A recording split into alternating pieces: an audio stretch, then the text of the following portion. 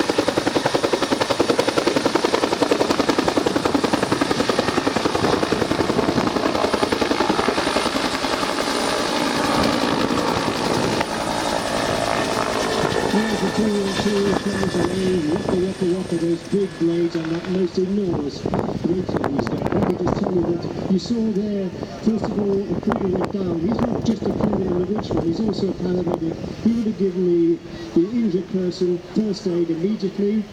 He's now decided that the stretcher is not required, and the second Richmond has come down to assist him in what is called the double lift. And what you will see now is the helicopter will come in once he's called in by the people on the ground, the crew on the ground. He will come back in again and lift with the crewman the what I can call now survivor or the casualty, whichever, back into the aeroplane first. And remember, this is all done in a Force 8 gale, so it looks great on an idyllic day like today. Look out to your right, it'll be a fast one by the 202 across the target area, so have a look at what's going on.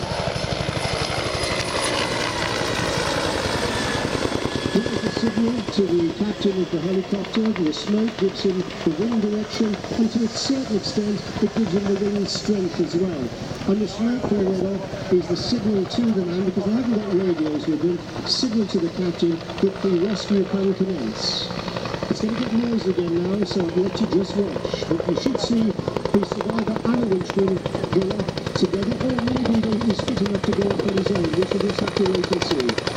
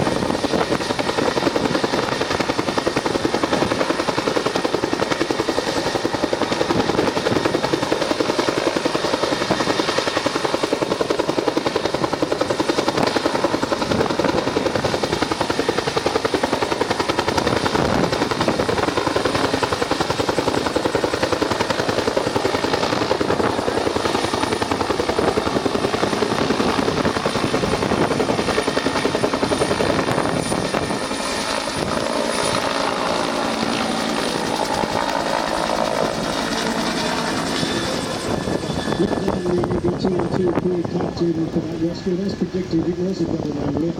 They clearly decided that the victim, the casualty, was not badly injured and could take a two-man lift. That winch, by the way, can actually take 3 men, but that's only in extreme conditions.